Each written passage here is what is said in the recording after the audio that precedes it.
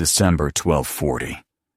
For 3 days, the mother of Rus's cities screamed. The golden-domed capital, Kiev, was torn apart. Its walls collapsed, its churches burned, its people slaughtered. What rose over the city was not the sound of prayer, but the roar of horses and the crack of fire. This was not just the fall of a city, it was the death of an age. If you value stories like this, stories of power, betrayal, and catastrophe, make sure to subscribe to the channel and hit the like button. It's the best way to support our work and help us continue bringing you history's darkest hours. For centuries, Kiev had been called the mother of all Rus's cities. A metropolis of trade, faith, and power, where the Dnieper River carried goods from the Black Sea to the Baltic. Its skyline rose with golden domes, the great St. Sophia Cathedral, the monastery of the caves, churches built by princes whose names echoed in every chronicle. Merchants crowded its markets with furs from the north, spices from the south, silver from the west. By the early 13th century, Kiev's population may have reached 50,000, vast for its time. To travelers, it was a northern Jerusalem. To its people, it was eternal. But eternity was an illusion. In the years before 1240, the storm had already broken over Rus. The Mongols, led by Batu Khan and his brilliant general Subutai, came like a plague of steel and fire. First fell Ryazan. Its walls crumbled after just 5 days of siege. Chronicles say the city was cut down with the sword, its people slaughtered, its churches burned. None were spared, not even children at the altar. Then Suzdal and Vladimir followed. Flames devoured their wooden houses. Churches collapsed into ash. The corpses of nobles and peasants alike filled the streets. Survivors stumbled through forests with nothing but rags on their backs, spreading terror with every tale. By the winter of 1239, Chernigov, one of Rus's proudest cities, was stormed. The Mongols' iron discipline and Chinese siege engineers shattered its defenses. Its prince was killed in battle, and his people were enslaved. One by one, the jewels of Rus's were stripped away, until only Kiev remained. Inside the city walls, panic spread like disease. Refugees flooded in from the north and east, swollen with hunger and fear. They spoke of thunderous machines that hurled boulders heavier than men, of arrows that fell like rain, of horsemen who rode faster than the wind. The Grand Prince Yaroslav had fled to the north, abandoning Kiev to its fate. In his place ruled his brother-in-law, Prince Mikhail of Chernigov.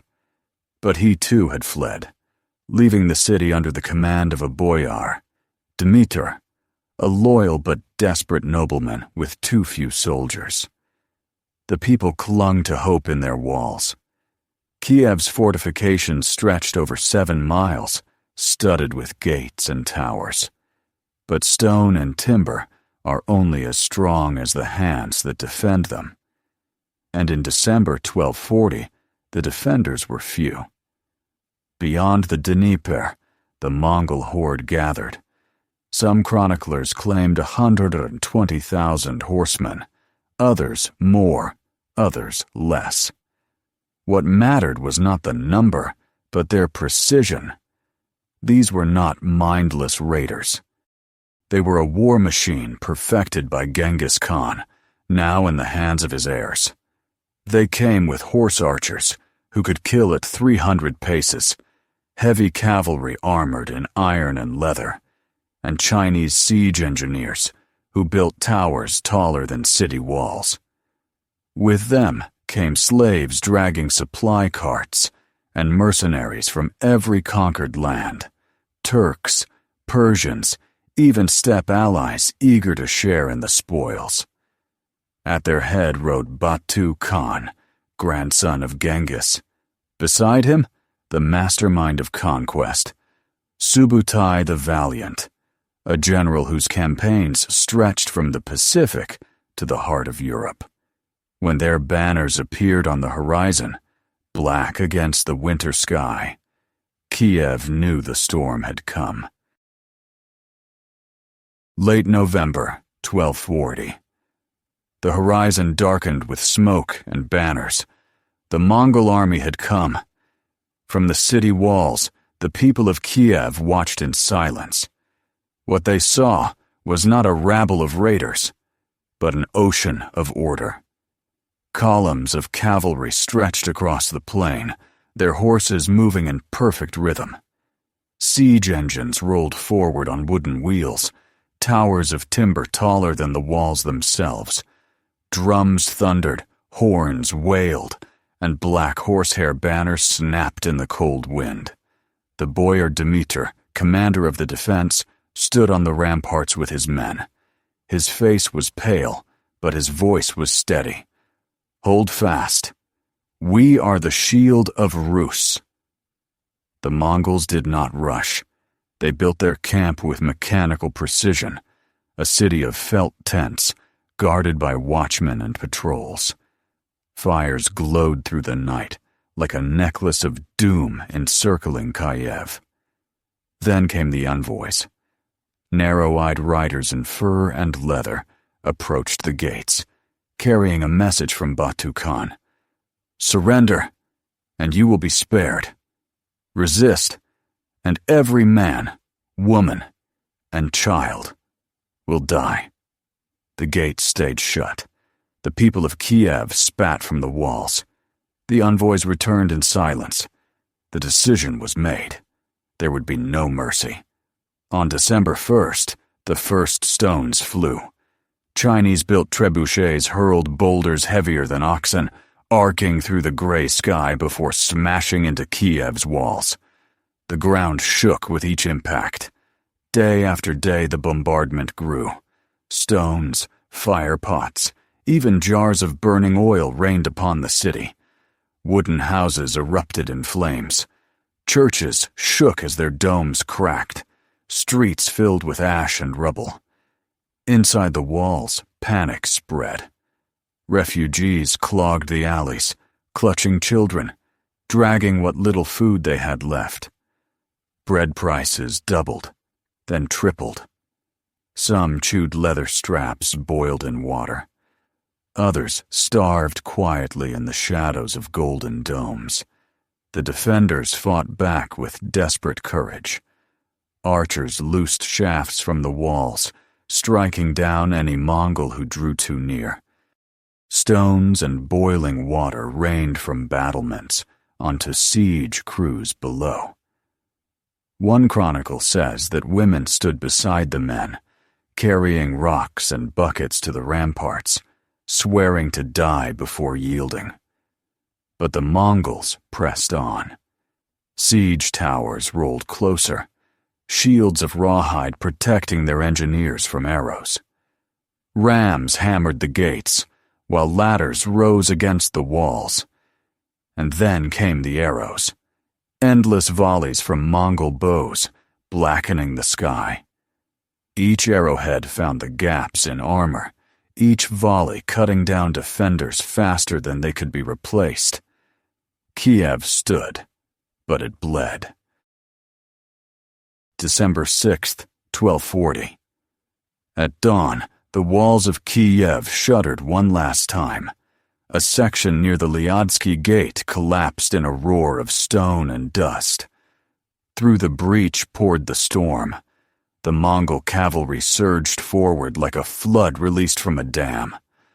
Narrow-eyed warriors in fur and lamellar armor rode steppe ponies, sabers flashing, arrows already loosed before their hooves struck the rubble. Their battle cries drowned the church bells. The defenders fought like men who knew there was no tomorrow. Dnieper, the boyar commander, led them into the breach, sword in hand.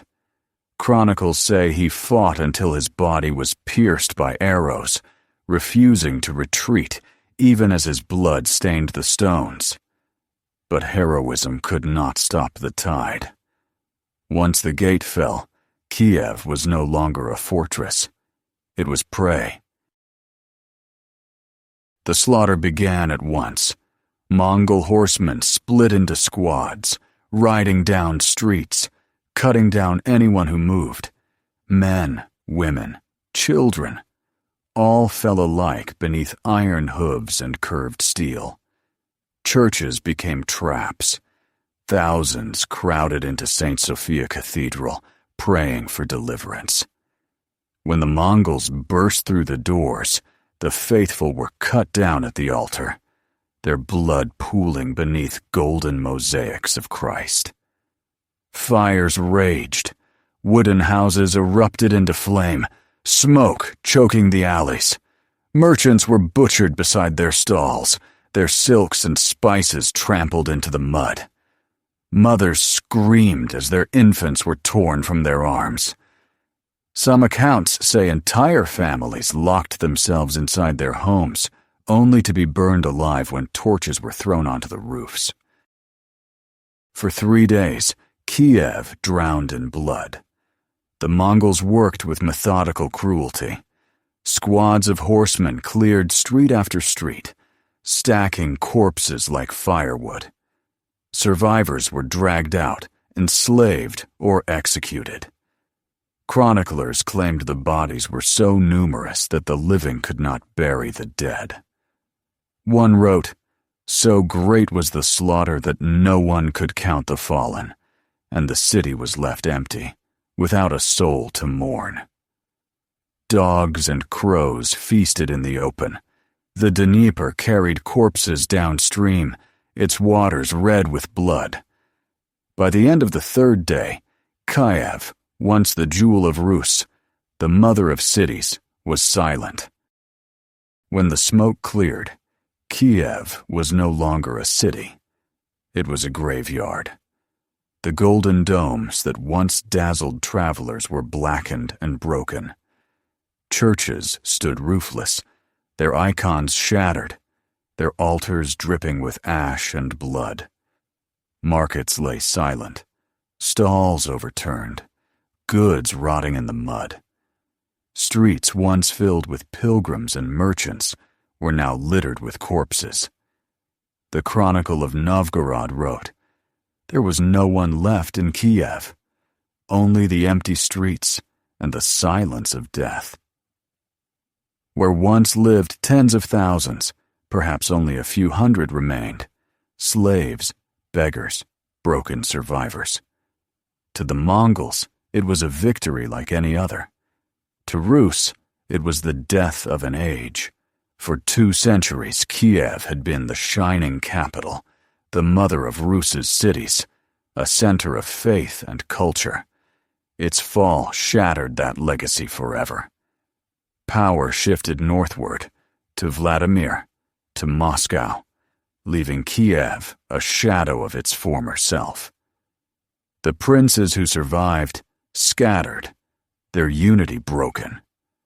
Rus' lay open, vulnerable to further conquest, and Europe trembled. When news of Kiev's fall reached the West, it was said that kings and popes alike shuddered. The gate to Europe stood open. The Mongols had proven that no wall, no faith, no golden dome could stop them. But for the people of Kiev, the memory was far more personal. Families erased, homes burned, streets turned to rivers of ash and blood. They had believed their walls would protect them. They had believed their prayers would shield them. They were wrong. This was not just the fall of Kiev. It was the end of a civilization, the silencing of a great city, the moment when the mother of Rus's was left barren and broken. And it remains a warning. That arrogance blinds. That unity, once lost, cannot be rebuilt in a single lifetime. That even the greatest cities can fall, not with a whisper, but with fire and blood. If you value stories like this, stories of power, betrayal, and catastrophe, make sure to subscribe to the channel and hit the like button. It's the best way to support our work and help us continue bringing you history's darkest hours.